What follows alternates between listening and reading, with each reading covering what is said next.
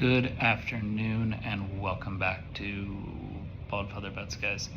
We're going to give you a quick recap of Monday Night Football, where we lost. We were 0-3 in terms of units because we're on the Commanders. And then talk about college football, what our final thoughts were from Week 9. So last night, and we have a few plays that we're going to add for this upcoming week. Last night, good first half. Unfortunately, our bet was not a first half bet. We don't do that. We make full game bets. But what you could see is anytime you have that underdog and then that underdog doesn't take advantage of the opportunities that they have early on, oftentimes that comes back to bite them. The Chiefs are the best team in the NFL right now, offensively and defensively, and just kind of putting everything together, right? And so when you have a situation like that, and you're trying to beat them on a primetime game in their own building, you have to take advantage of everything you're given.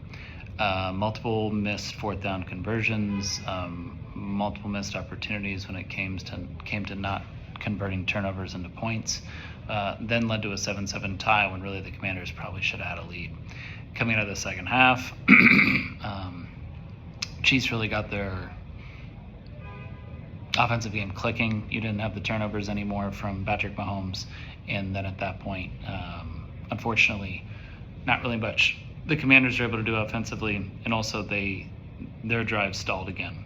The one big drive that they had to try and kind of come back into it to maybe cut into the lead, you get a third down sack that takes them out of any chance of going 4 down fourth, or takes them out of field goal range. So unfortunately, just not enough offensively from the Commanders, and then too many mistakes in that game. But it's okay.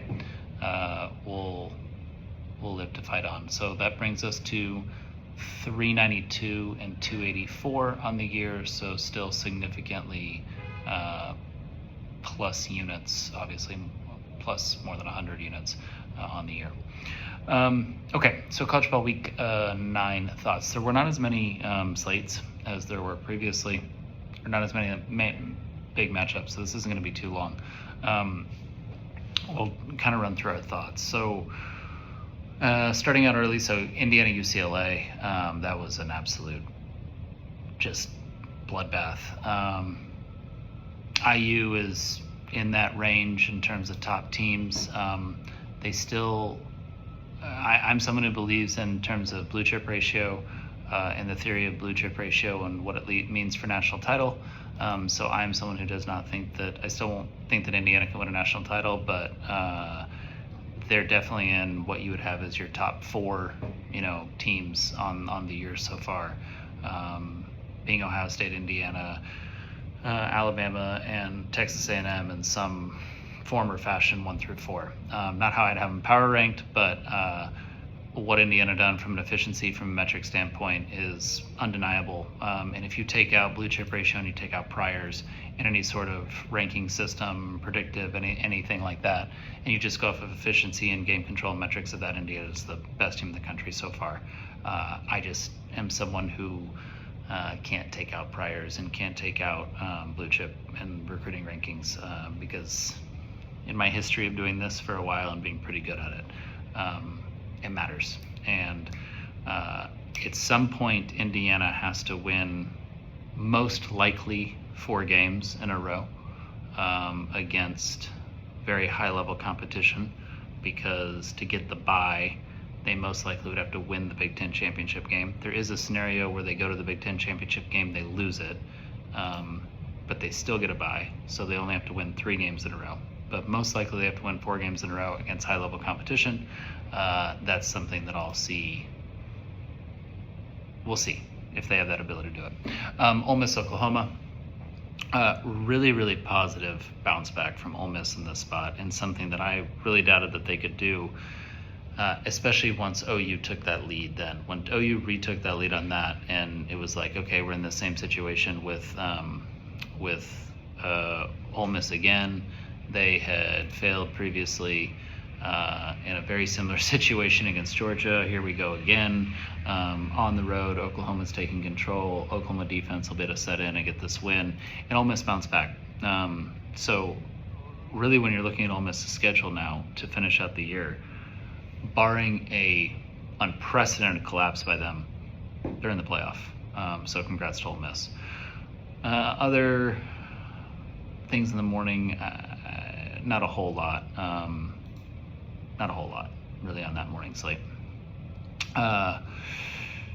Then you're looking in that afternoon, Georgia Tech with a really nice win against Syracuse, continue to be undefeated. They're also starting to look like it's going to be very difficult to keep them out of the playoff.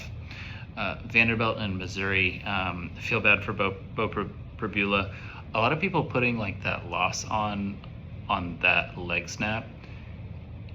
Whether or not he snapped his leg didn't have much to do with that fourth down stop. So that play that he snapped it on was 4th and goal. They were going for it. He had gotten stopped either whether the defender rolled over his leg like that or not. So they got stuffed there. Really what this had to do with was Vanderbilt's game-breaking run, where they ran in for a touchdown to go up 10-3, and they had excellent wide receiver blocking on the outside. That's one of the things that they do so well.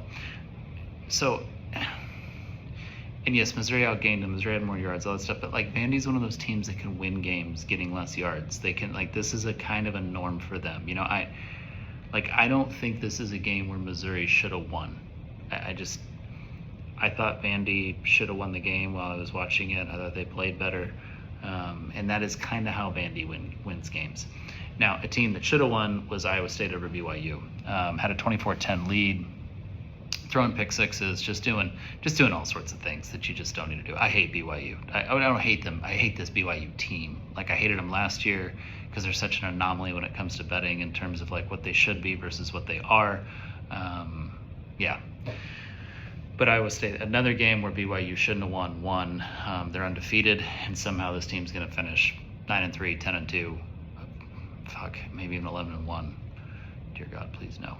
But yeah, Washington over Illinois. Illinois is trash. There's literally nothing else to say other than that. They are a garbage football team, and all of you people who had them preseason ranked in your top 10, and CBS, you power ranked ahead of Oregon. Power ranked ahead of Oregon. I can explain something to you. Illinois could beat Oregon 4 times in a row in Oregon, at Oregon. If they played a 5th game on a neutral site, Oregon would be favored. And if you don't understand that, stop fucking betting. And CBS, you should be ashamed of yourselves. Yeah, there wasn't a whole lot. The Texas comeback versus Mississippi State was wild. That was crazy. We were on the right side of that cover. Wild.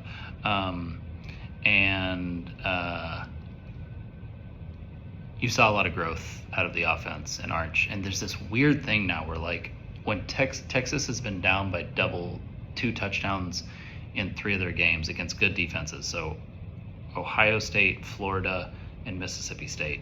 And if you look at the offensive numbers and metrics just in those times, they're like one of the best offenses in the country. It's a very, very strange like statistic, but I don't think they can play that way all the time, because the only reason things get like that is it's later in the game and the other defense starts to get tired, and so then Texas's underperforming offensive line is able to hold up, and that's really the only reason that it stays that way. Texas A&M, they buried Brian Kelly. That's kind of cool, but really good job by them. Really positive, really good team. They are, them and Alabama are the class of the SEC. Speaking of Alabama, that's all they needed to do was get that win. That was always a trap game. And then we'll touch on Michigan State. I thought it was a really nice win by Michigan. Played Michigan football too, like just didn't even need to throw the ball, just ran the ball all over Michigan State. We think Jonathan Smith is probably done, and we think Jonathan Smith is is his time has come to an end. One of the things you guys need to be looking at is this Big 12 race. You got Houston, you got Cincy, you got BYU, you got Texas Tech. I don't know how we're gonna come to this is phenomenal. Like, this is one of the best races you can have. It's as good as the SEC race. It's just not getting the same publicity because it's not the SEC. You also have the ACC race where you get all these teams at the top, and none of these teams play each other. I think you have a situation where multiple of these conference title games could potentially be decided by tiebreakers and not by records.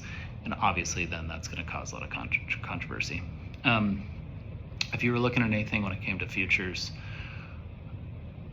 you're kind of a little bit past the point.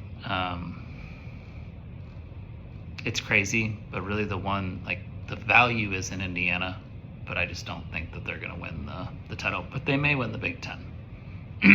They may win the Big Ten. There's probably value there. That's really it, guys. That's our final thoughts on this past week in college football. We have laid out a few picks for this upcoming week. So on Thursday, we're taking the Dolphins plus the 8 against the Ravens. That's for 3 units. Like it down to anything plus 7. On Saturday, we gave you guys Texas minus 2. We are for 5 units. We're adding Texas minus 1 for another 5 units. Again, if Arch does clear, you're getting a really good number here. If he doesn't clear, still decent confidence that Texas wins. It's a little bit of like a Ravens when we had 10 units on them last week versus the Bears, and we were kind of confident that they would win and cover whether they had Lamar or not. Would have liked it a lot more with Lamar, but whatever. We're adding Oklahoma plus the 3.5. Oh, the Texas one, you can take anything up to 3. We're adding Oklahoma plus the 3.5 for 3 units. You can take it anything up to down to plus 3. Like them in a bounce back spot against a Tennessee team that we're fading pretty hard. I know Tennessee seemed to blow out Kentucky just easy on Tennessee. I don't know if they're all that great. On Sunday, we are fading our Titans because we love fading the Titans. So we have the Rams minus the 13. You can take it anything up to minus 14. That's for 3 units. And we have another team. No. We have the Rams minus 13 against the Saints, who we are adding in a fade mode for a short period of time because they're starting a rookie quarterback, and I want to see how that works out. Take that up to anything Rams minus 14. That's for 3 units. And we have the Chargers minus 9.5 against the Titans for 3 units, who is an auto fade for us right now. And you can take that anything up to Chargers minus 10 if you don't get it. Outside of that, that's the only thing we've added so far. If we add anything else, we will let you know tomorrow in our NFL recap video. Thank you guys. Appreciate you. Please give the channel some love. Like, share, comment on this video. Let me know what your thoughts were on college football week 9.